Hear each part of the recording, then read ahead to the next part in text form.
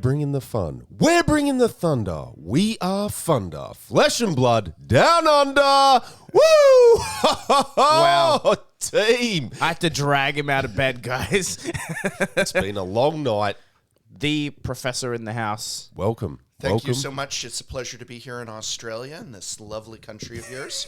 I really want to thank you for flying me out here to be on your podcast. I didn't request the first class tickets, but they were appreciated. No, we're very generous that way. No, I was just like, wow, that's some real bankroll. But I know the podcast numbers are really bringing it in for Massive. you. So it's nice of you to share the wealth. Yeah, but isn't there an event happening in San Jose this weekend? No, but The event! Isn't there an event? Oh no, the event. Oh, I literally told James White I would be there. I'll get you back. This is embarrassing. Can I borrow your private jet?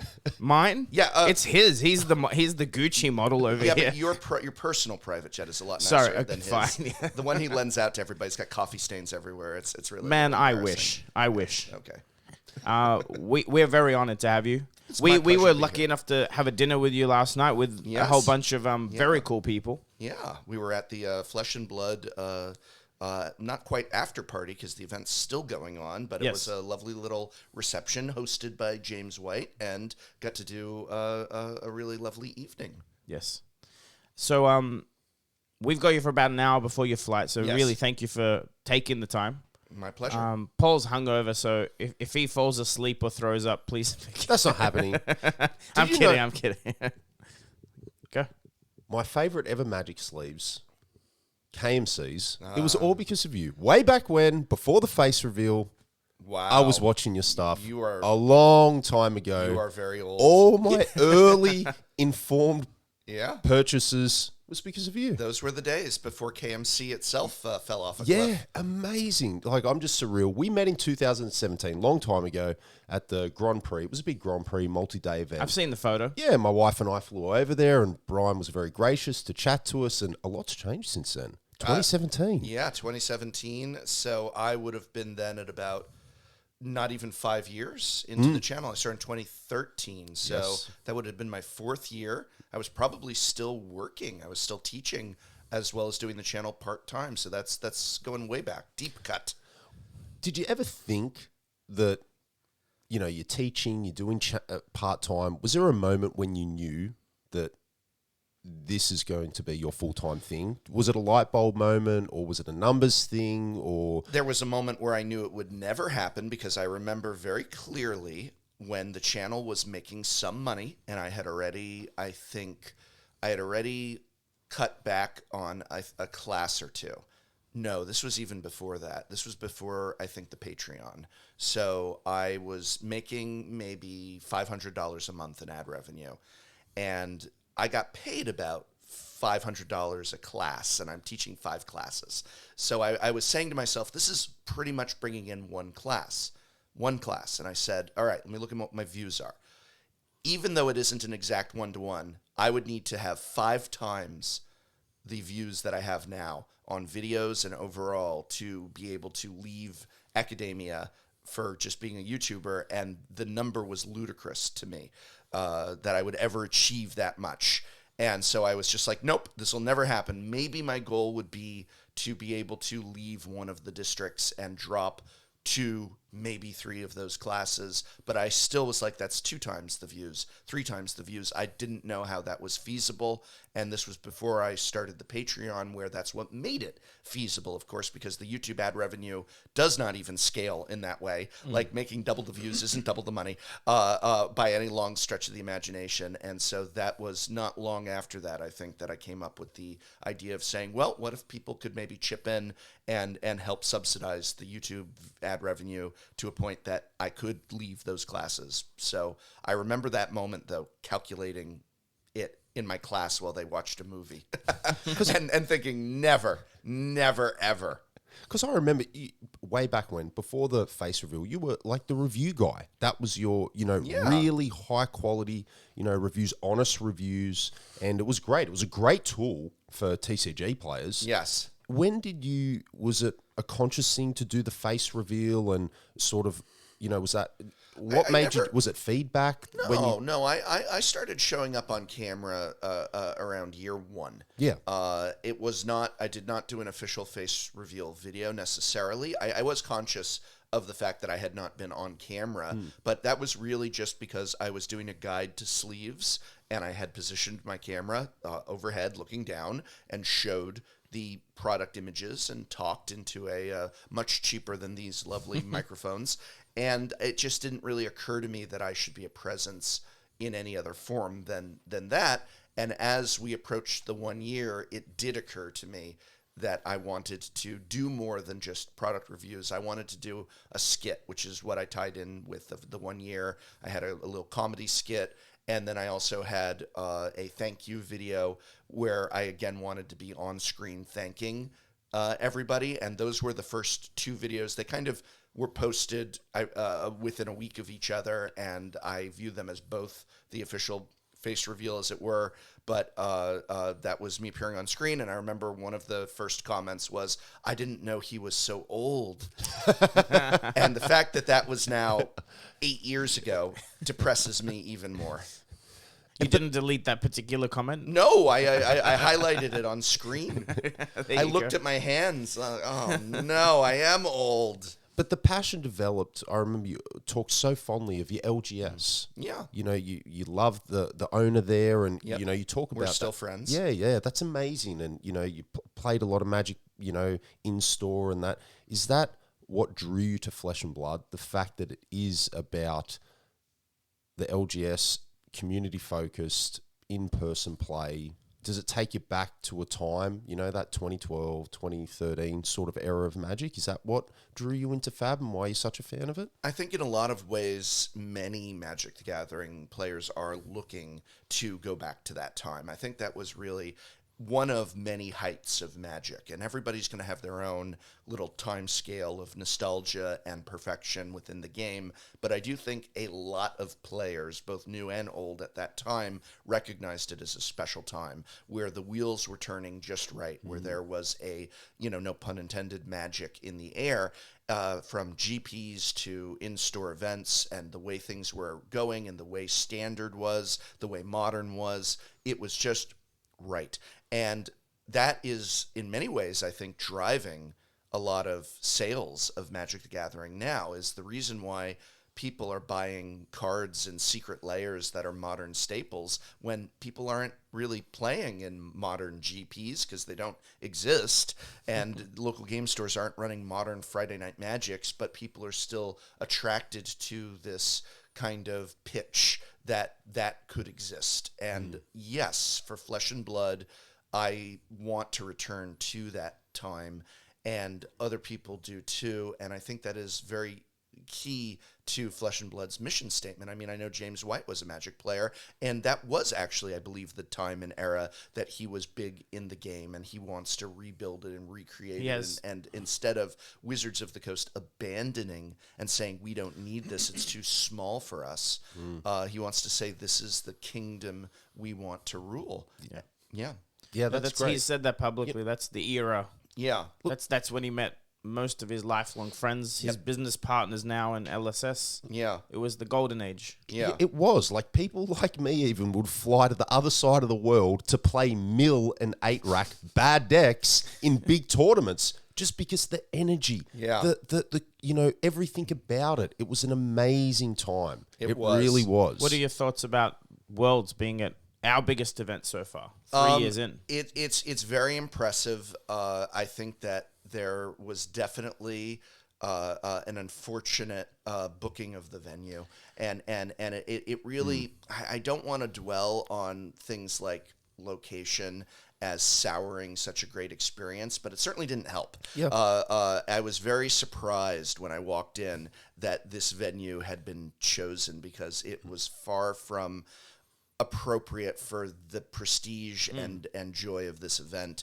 The event itself was great, and I think walking in yesterday in particular, when both Worlds and the Calling were going on, and just seeing the packed seats and everybody just wanting to get going and get playing. And today we're doing the Armory event and all of this great stuff.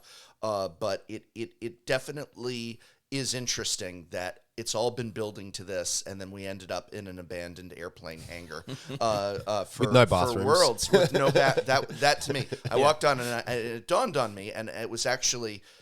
I don't want to like talk out of school, but I did bump into James, and he made a comment about the venue being a bit of a not what he had hoped.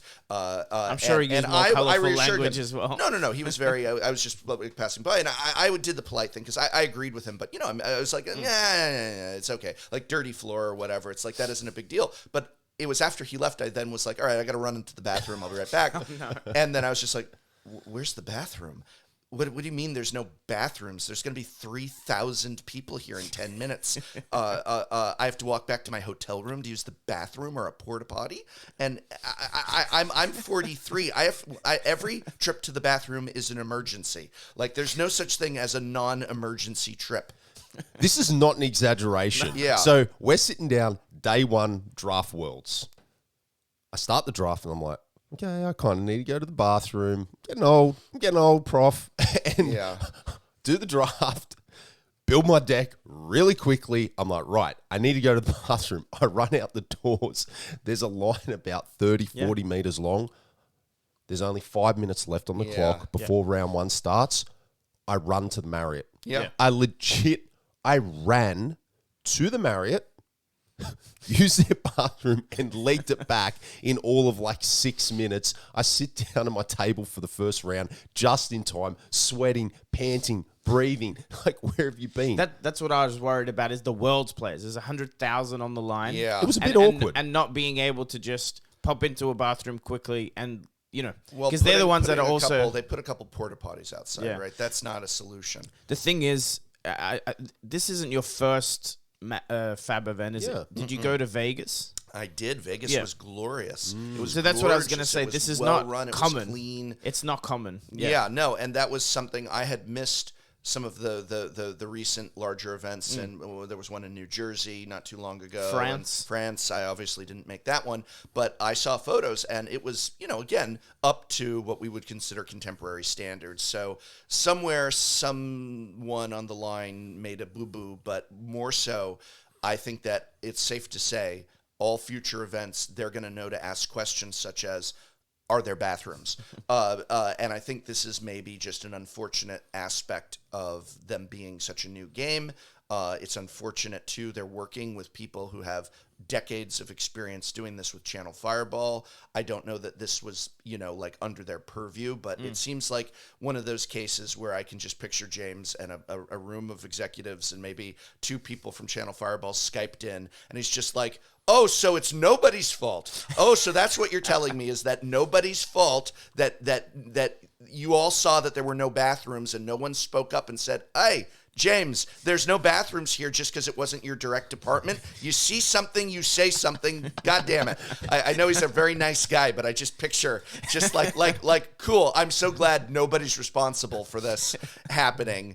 I definitely had a thing like that with my business some years ago where there was a financial issue, and I have, of course, it's never anyone's fault. Yeah, no, I have to have a bookkeeper because we have a payroll. I have to have an accountant because it's far past the point of I can do my own taxes. I have to have a financial advisor, and there was an error that everybody spotted, but nobody spoke up because it technically wasn't their department. And so after it happened, they were like, well, I said, you didn't see this. And they said, well, of course we saw this. And I'm like, well, why didn't you say anything? It's like, well, that's technically their problem, not mine. It's not my place to say anything. And I imagine and I was pretty livid because it was not a good tax error. Like there is such a good thing as a tax error. No. And I would imagine it's a similar thing where James is like, so you didn't notice there's no bathrooms? Oh yeah, we noticed, but not my department. If it helps to move on from this topic, because we have even limited time. Yes. I do know, the most, I'm pretty sure it was on LSS's side, but it's somebody that left the company quite a while ago, and this is some remnants of why. Like, because sometimes you have someone in charge of something, and you don't know the mess because this venue would have booked yonks ago. Yeah. And there's that kind of thing, and eventually when you find out, it's too late to fix. Sure. But I'm pretty sure James was as surprised as we were. Oh, yeah, I'm sure. Like, I don't think they knew till it was a bit too late. Yeah. I've just got. Yeah. I want to pivot because it's going to tie into something Go. for Fab. But I'm really, really interested. Like getting back to the, informing us on our purchases, reviewing all sorts of things, sleeves, deck boxes, binders. You did that for years before the recent deck box. Yep. I'm sure. Was that your number one question for years? Like you'd give him reviews, you're so articulate in the way that you can describe things. You know what's a good product, what's not such a good product, price point, all that sort of stuff. Was that your number one question that people would ask you? Is like, why don't you just make your own things? Like, yeah, well, it was definitely not number one, but it was a recurring question. Yeah. As you're reviewing everything, why don't you make your own? And the answer is because I don't own a factory and I don't know how to design products, and I don't want to just stamp my logo on a cheap plastic box. And this was a rare opportunity that presented itself. It was a lot more stressful than people, I think, realize, and there was a lot of people who voiced, well, why don't you just do this? Why don't you just do this? And it was like, because there's contracts upon contracts that have been signed with my name on it that have writ certain things in stone. And it was a beautiful thing to bring into the world, and it should be arriving for people as we projected late February, and I can't wait for people to see it. But it was definitely not, I think people in this day and age imagine everything is just, you go to www.tshirt.com, you upload a picture of your logo, they put it on a t-shirt, you select the color you want, and a machine stamps it out and sends it to you, and he just did this with a deck box. And it's like, no. We literally contracted factories that make deck boxes to produce this original design. We literally had an individual who designs products design this product to specifications and dimensions, and that was part of a contract that was, it was like, this is not just, people were just like, well, just make it red, just make a green one, just offer a blue one, just make one where why don't you just make one where the compartment is like this? And it's like, because it's not www.deckbox.com design, it's so much more complicated than that to do it the right way and the hard way. So it was definitely an eye-opening experience, a stressful experience, but in the end, we got to hopefully bring a little thing of beauty into the world. So I've definitely backed it. I have a few coming. Great. Very excited. I hope you like it. And all the tokens, the playmat, I went Yeah. deep. My question is, as a backer, when I get this Kickstarter one, when I get it in my hands, February, is there a goal now that it's done, or when it's done, for this actually to end up in a store somewhere? Or you'll have to ask GameGenic. They do, as part of our working agreement, they do technically own the rights. So they can reproduce it with... They have the right, if they choose, to, without my logo and image and name, use those dimensions and produce that deck box and put it on their line. Now, that is a very different thing. It's one thing to say to them, hey, GameGenic, like after the Kickstarter, which is what we did, we have 10,000 orders for it. Let's produce this and such. It's a very different thing to be like, cool, we're going to now produce this, send it to game stores across the world, put it on shelves. It needs to sell in a certain amount of time. Do we have the confidence that it will do that? Do we want it to be up there with other products? That is not anything I even can remotely understand. It's up to them. If they were to put my logo on it, we would have a continued sort of arrangement. The idea has been floated mostly by people in the community, such as yourself. I'm sure they've heard it. We made a few passing comments about the potential, but as of now, honestly, there is no open dialogue between me and them. First things first, I assume. Yeah, first things first is I think we will probably, I'm sure I will have a phone call with them. I'm sure I will have a phone call with them after the last box has shipped to, if nothing else, just say congratulations. And from there, it's going to initially be up to them if they want, as a company, to continue producing it. I have no desire, as of this minute, to do, say, another Kickstarter for a second round of it. I did my thing. It was a journey, and that thing is done. I very much respect you for that. I think Yeah. Kickstarters are a one and done. If it was successful, the next step should be the proper commercial way to release a product. Probably. And if you can do something with GameGenics and it's your branding and you make some money from it, that'd be fantastic. Yeah. Do you own any part of the design, or you contracted them? Yeah, so No. it's So that was one of the big things. Like I said early on, I don't have the ability to design a deck box. So I worked with a man named Adrian, who actually designed a lot of my favorite products over the years throughout even multiple companies as he moved around. He had worked at Ultimate Guard and made like the Boulder, which is one of my favorites. And then he everything at GameGenic, I believe, or almost, I believe everything, it was designed by him at GameGenic. That was part of, they poached him from Ultimate Guard. They're like, this guy we want over here. We're going to give you a full control. And he was like, describe to me what you want. He brought several designs. I rejected all of them. He looked so deflated. And he did this whole presentation based on what I said, where he's like, I've got all these ideas. And I was like, no. And Was that a B minus? it was the early designs. I said, these are all really cool. And I think that if you make them at GameGenic and they show up, for me to review, they might be A products, but they're not what I want.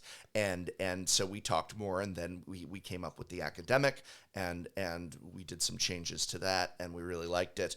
But part of the agreement is that all that work that he's doing, which is indeed a lot of work, means that he then owns that work, because I didn't sit down and say, compartment these dimensions, sketching out a blueprint and stuff. He did that work.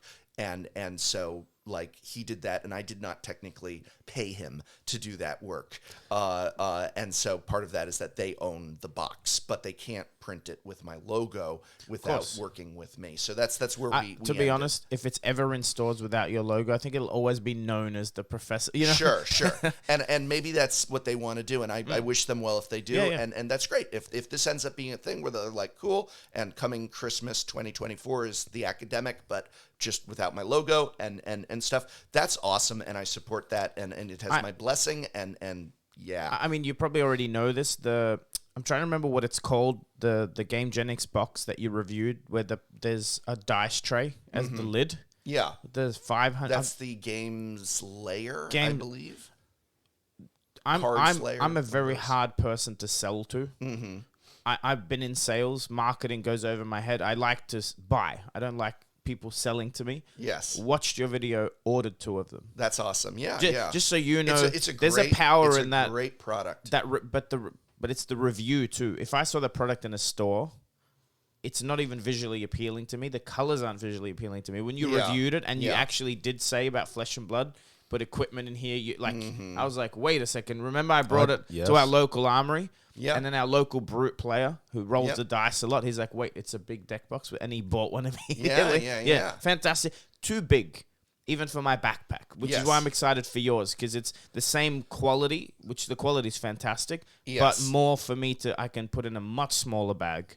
Well, the thing is that this was really designed like more for Flesh and Blood than Magic the Gathering in many ways. Because to me, the thing that really excites me is that the deck box, being as compact as it is, holds top loaders and snap cases. And so you can have all of your equipment in your top loaders in this. And I'm a big Blitz fan. I know there's a lot of CC versus Blitz I love stuff Blitz going on. But what's great is you have your classic constructed deck in the main compartment, and then those 2 removable compartments will hold a completely sleeved Blitz deck. I just tested this out again with the ones. I just got a batch of products coming off the line to do quality assurance on and stuff. And I'm like, all right, we wanted to change those dimensions to give a little extra room for the Blitz decks. They fit. And I love the idea that you're at this thing and you might even just say to a friend, you want to get a Blitz game?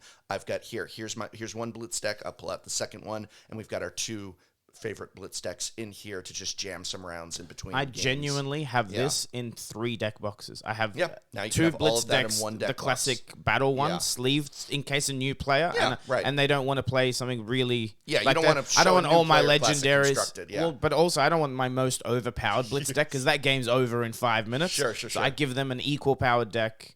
It's there, and I literally can't wait for that, because I can just go to the armory with 1 box. Yep. Something very special was announced on Thursday night. Oh, yeah.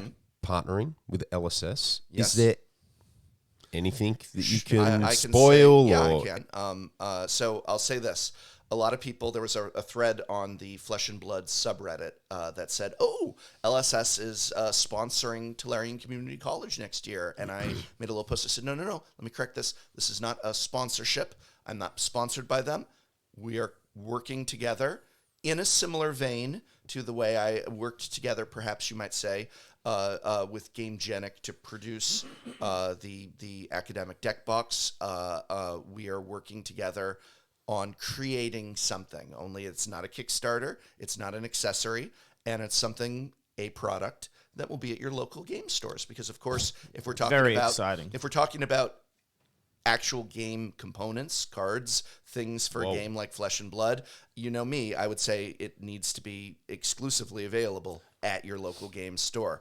So that is the most I'm allowed to say right now. Look, but it's a product. When you're closer, please send us samples to review. Whatever it is, I will. It's not an accessory. I'm very not an intrigued. accessory. That's amazing. Well, you said to me at the start of this interview, people have said to you, you should do your own deck box. I've also reviewed products like, in Magic the Gathering, everything from dual decks to event decks to planeswalker decks. And no one's ever said you should design your own product until James White called me up and had said, let's have a conversation. And that's all I'll say. That's all I'll say. This is exciting. Is it... You've made videos like even with my own friend circles, MTG people, LGS owners, when I was first looking into Fab, and you posted the pyramid, the OP structure. Right. On your Facebook page. Yep. That's pretty much what sold me on Fab. Yeah. Okay. Last year around May. And do you think finally the wider community is starting to see this isn't a scam? This isn't some, to the moon. Like, do you have the wider community? Is it just a meme now, or do you think there's acceptance? This is actually a game created by a passionate company that wants to be about the community, or do you think there still is this genuine concern or fear or whatever it is that this is just a pump and dump, it's a scam, it's a pyramid scheme? I think that's faded. I actually like that in many ways we have turned nobody plays this game into a meme in our favor. Like, I posted some shots of the crowded convention hall and said, quote unquote, nobody plays Flesh and Blood.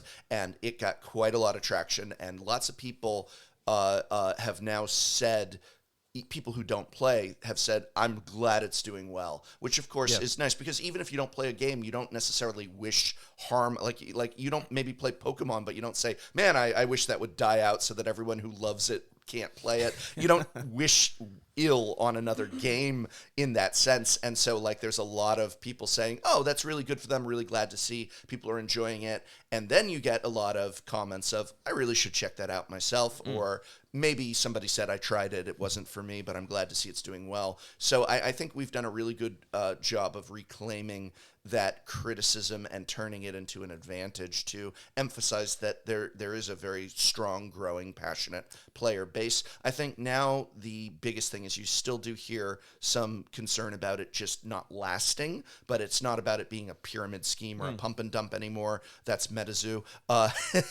Yes. They're having that well, issue. It's closer to it than Fab by far. Yeah. I mean, I didn't mean to say that is MetaZoo. I meant to say that is what people are saying. Correct. About That's MetaZoo. What the perception is. If I made a post about MetaZoo, it would be filled with comments of, Yes. this is a pump and dump. This is a thing. I don't think that's true of MetaZoo either, but that is their struggle, and they are going to have to wrangle with that. I think Flesh and Blood has successfully that point wrangled now, with yes. that. Yeah. And now the issue that Flesh and Blood has is it needs to continue growing past that point and not turn into a closed system of we've got a good, passionate. You see this in games like, I think a really great example would be Netrunner. Netrunner had a passion. Great game. Great game. Great community, and they are passionate, but the game stopped growing in many ways. Now, it doesn't help that the company stopped making it, but in many ways the company stopped making it because the game stopped growing. And what they had was, we've got our player base, and our player base is largely a closed system. It's the people who see how great this game is, love this game, show up to this game, but we aren't bringing new people in. And I really think Flesh and Blood's big thing is we need to continue enticing new players into the system. You need fresh people coming in to continue growing, because you don't want to become we've hit our peak of numbers. We're consistent. We're not dying, but not growing isn't good either. You don't want to become Innovation. stagnant. Yeah. So this is the main topic I want to get into for the last half hour, 20 minutes that we have you for. I mentioned this over coffee this morning. Mm-hmm. I'm a very small influencer in this space. Yes. In Flesh and Blood, I'm known by the majority of players, same as Paul. But we have a couple of thousand subscribers. Like we're micro influencers in a small game. Yes. Your videos on Flesh and Blood, I think the first one was a Learn to Play, which your lovely wife helped you write the guide to play. She writes all the instructional scripts for the channel. Typically, that's her area of expertise. You also made more recently, and there's a reason I'm bringing these up. There's 2 years, or Flesh and Blood has 2 years left. Yes, until it has 5 years, until it's been around for 5 years. That is one of my favorite videos. So clever. At all for the space. And then recently I got a chuckle out of, I noticed you posted a long video talking about Magic and reprints and white border, and then actually spent most of the video opening History Pack white border in what was essentially a Magic video to begin with. The reason I'm bringing all this up, those videos are actually some of the most viewed Flesh and Blood content that exists. Yes. Like, yes, our World's Championship will probably get 20, 30,000 views. And for the space that's very high numbers, you have a much broader audience. Yes. We had some questions from, like, Alex from Germany, who's one of the up-and-coming... He's like a cinematographer type YouTuber, does amazing content, did a Flesh and Blood documentary. For us, and for everyone that will listen, because a lot of the content creators will watch this, we spoke about growing the game. LSS can make the product. They're never going to spend $100 million in advertising at the Super Bowl. That's not how this space works. The margins do not allow for that. Right. What would you tell us? Because your content's amazing and you've been doing it for a long time. What do you see we need to do as a community, as content creators, as influencers, to grow the game, to lower the friction entry point for new players? The first thing you need to do is you need to recognize that none of you are in competition with each other. And I do not know what the vibes are within the Flesh and Blood content creator community in that regard, because I'm both removed from it, being primarily Magic the Gathering and also because of my size. But I do know when I started in Magic the Gathering and when I was at 1,000 subscribers and such, there was definitely a very large vibe of a few members of the community who felt that you can't all succeed, and that in some ways there were some people who were trying to work against other creators, and all of that is self-defeating. It's not good. We all rise together. And the fact that I started at the same time as Jimmy and Josh of the Command Zone, as Sam of Ristic Studies, and myriad other names that are now the biggest names in Magic content creation, we started at the same time, and we were not the ones who thought, I need to convince people not to unsubscribe to him or her so that they could subscribe to me instead. That isn't how it works. No. We grow the space together. When you get people coming to YouTube, coming to podcasts, coming to whatever your platform is, to Twitch, whatever your platform is, to enjoy and seek out Flesh and Blood content, that means that when they are done viewing one person's, they need more. Because how long is your podcast? An hour? Well, I've got to do dishes for 3 hours, so I need something else. Yeah, right. I've got to fold laundry. I've got to do this. I want some content on. I've got to commute every day. And you guys were great for Monday's commute, but I've got Tuesday, Wednesday, Thursday, Friday's commute. And so I need more content. And so everybody is on the same team, big and small. That's why I always make an effort to go, I do not just go on other large programs. That would be crazy. This is great to go on, programs of all sizes, small, medium, and large, because we are all in the same boat, and the rising tide rises all of those boats. And so I really would urge everybody to say, hey, this person over there that's doing box openings and I'm doing box openings, or this person over there that's doing a podcast, I'm doing a podcast, they are not my competitor. They are not. We are both trying to have a vibrant audience, and if they tune in for me, when they're done with me, they'll tune in for them, and vice versa. This is good stuff. It's also then going to my next one, why you do want to avoid things like toxicity, because that can be a big turnoff for things. Anybody, practicing hate speech or things like that. It's like, we do not want that associated. I don't see any of that in Flesh and Blood at all. Thank goodness. Magic had a dark past with that a little bit. Flesh and Blood in many ways is just light years ahead of Magic, but getting past all of that, the biggest thing is rallying the community together. I think one thing I regret, and I wish desperately I had done, and I'm going to do it in my future videos, is I should have reminded people about things like the Flesh and Blood subreddit. People need, and maybe found a few of the larger Flesh and Blood Discord channels to list as well. People need a community to come to talk to one another and say, hey, I want to build a deck. I don't know what to build.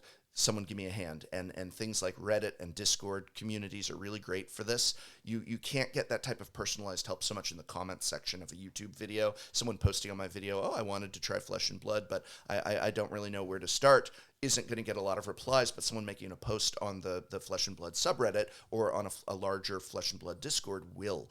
And so I think that being able to unite all of these free-floating viewers and fans of Flesh and Blood under certain tents so that they can all communicate with each other and be a resource for each other is a very important thing, so that people are getting excited over new sets, people are exploring old ones, things like that, I think is very important. That's inspired me a little bit. I just open boxes, but I don't think we in person in the Flesh and Blood do a lot of the community building, or try bring people together, draft in my lounge room. Right.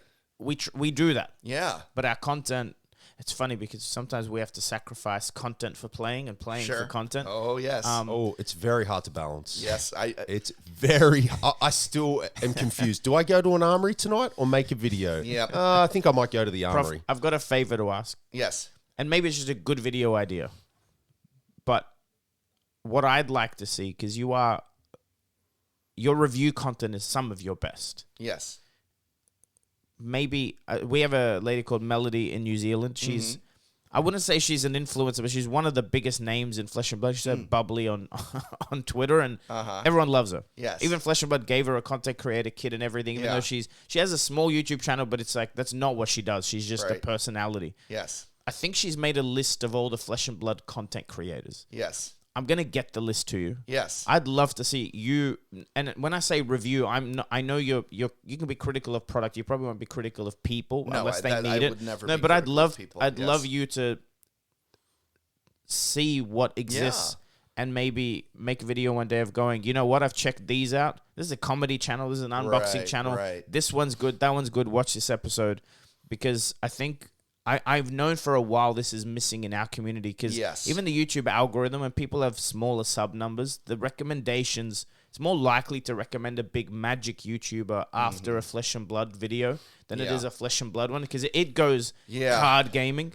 But someone like yourself talking about influencers, I'm not even talking about us. Your friend Kellen is one of our biggest, if not the biggest, Flesh and Blood content creator. It's stuff like that. People discovering some of the smaller channels that actually community build and do giveaways. And Sloop Doop, who you met at the dinner, he dresses like you for a reason, by the way. He's my favorite Flesh and Blood YouTuber. I can't imagine a fraction of your audience knows he exists. Right. But you do not. I would love that list, and I know a lot of the people on that list and that. But another thing I would say is, don't feel tied to me doing the video you described. You do the video you described. Someone else do the video you described. Like when I was small, you can go back on my channel and look at it. I have a video that is called Why You Should Check Out, Ristic Studies, from when we both had a couple thousand subscribers. I have a video collabing with the Command Zone. I have a video shouting out some other channels that are no longer with us. And I was small. You don't have to be large to shout out and support one another. Again, that's also getting back to my point of you're not in competition. You doing an episode where you go over the other Flesh and Blood creators, that's showing your audience where the other Flesh and Blood creators are. You talking in a Discord or in a group chat with these other creators and saying, let's remember that we all rise together, and what are great collab opportunities, what are ways we can have, like just like you're doing here. But I really want to emphasize, there was no large creator who ever shouted me out. Not one. There was no large creator who ever retweeted me, and I did not receive that, nor did I need that. And a lot of times people latch on to this idea of the only way we're going to get big in content creation is if someone who is already big carries us up. And I'm not saying that doesn't help when it happens, but it isn't always a necessary part of it. You can come together and it's kind of like, well, are you small? And are those 12 other people small? Well, together, the 13 of you are large. Yes. And so, you know, you can take your own destiny into your hands in that way. Your idea that you just had, don't hand it off to me. Do it. Organize it. No, you're right. Yeah, make that strength. You know, I was saying to you over my first cup of coffee this morning how much I admired what Kellen at Red Zone Rogue is doing in building his channel and his community. He might be a fraction of my size, but his size is allowing him a nimbleness and a deftness that I cannot do. Yep. And what he is building in his community is something I, at my size, envy, because I cannot do that these days. And I look at what he's doing with great admiration and like I said, genuine envy. Do not put your destiny on the backs of someone else and say, well, we just got to get this guy to tweet us out. And you know what? I can point to a million people I've tweeted out and retweeted and said you should go check out that are no longer, you know, that went nowhere. And that is not the required component. No, and we've had guests on the show that like we want to start a YouTube channel. We send them traffic. They're not ready to start a YouTube channel. Yeah. And you mentioned two of the names that very much build the community. Like both of those guys are absolute legends. Like they jump into my streams when the time zones match up. That is one thing about the Flesh and Blood community to date so far. Everyone's supportive. Yes. No one's really in competition that I feel anyway. We don't see it that way. But we Paul and I, Thunder's a guest in person 99% of the time. Yeah. But we'll occasionally do it just him and I. And we actually struggle to find topics. Like we could talk for hours, but I think a good topic would be when we do our episodes because we were talking about having sections, is maybe just go content creator spotlight. Try and find someone that's there you go. Much smaller than us. Right. But is doing good work. You set the example too. Yeah. And then when you do that, someone else sees you doing that. They go, oh, I'm going to do that. And then suddenly you're creating a competition for lifting each other up. Yes. It's a good place to be. Yeah. Imagine a professor having good ideas, huh? Do you miss teaching? I miss the teaching component. With teaching, there's another component, which is the other side of the desk, the bureaucracy of it, the dealing with the administration, student learning outcomes, all this stuff that it was getting worse and worse when I was on the way out into YouTube. It was getting to a point where it wasn't even about the teaching anymore, where they were taking a lot of that agency from us and focusing on really terrible, like bureaucratic requirements that had no even involvement in what was, they couldn't care less what you were doing in the classroom, but they needed a lot of boxes checked, a lot of census stuff constantly going on, and it was very overwhelming and frustrating. And my wife still teaches, and I see what she has to deal with, and not a day goes by that I say, I'm so glad I'm not dealing with that, because I loved going into the classroom. I loved my work in the classroom, but all the growing requirements outside of the classroom that were coming on me from the administration were definitely killing the passion of being a teacher for me. And so I do miss the conversations with students. I do miss the lessons I would offer students in my time in the classroom, yes, but not the job itself. The job was going in a direction away from our goal is learning, our goal is teaching, to our goal is to get them in, get them out, get them stamped, get funding for the college, get this going on, and it was just like I don't. This is like, feels like a corporation to me. Do you find the content creation part itself crosses over a bit? You I just gave us some lessons, to be honest. Yeah, I now have a business. Yes. You know, I now have employees. I now have a bookkeeper, and it's very interesting how my job is growing and expanding from just making a video to things like managing employees, making sure that they are taken care of, and then bringing in income to be able to take care of them and stuff like that. So it's actually very exciting, because having done this now for 9 years, I did not have any employees until just this year. This is my first year not being 100% like essentially on my own, with a few small exceptions of I'd work with some people independently, like as they helped edit this one video or 2 videos sort of thing. But for the most part, it was just me. And now I have on-site staff and employees taking a lot of that up. And it's very exciting that things now have changed, that it isn't just like, doing the same thing I did last year, which I did the same thing as I did the year before. And now it's like, oh, wow, new things to think about, new problems, new things to solve. And so I very much have enjoyed it. I want to mention Vince Pleasant Kenobi. Yes.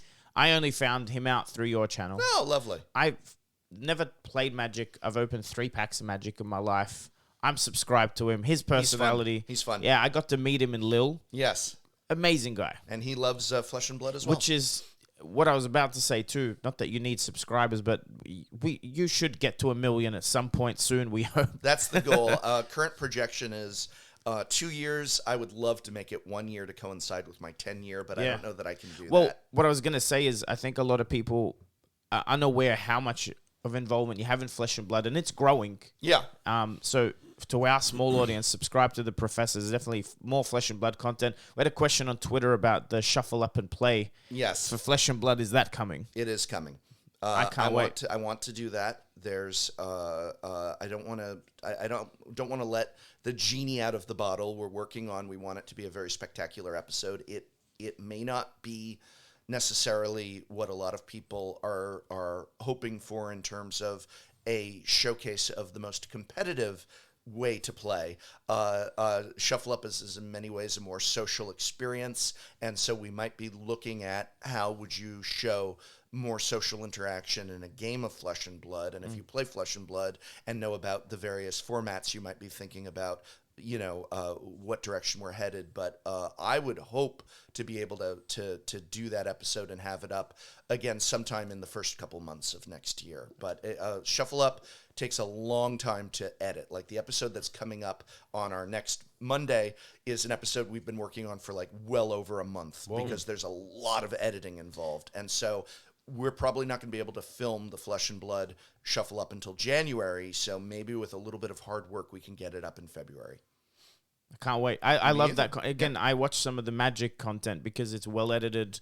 You see the cards, things are explained. Yeah. And I can follow along as a non-player. And that's for Flesh and Blood. I know how good that's going to be for players potentially from other card games that watch it and they can follow along and it's entertaining. And then perhaps we'll try the game. Again, less friction is good.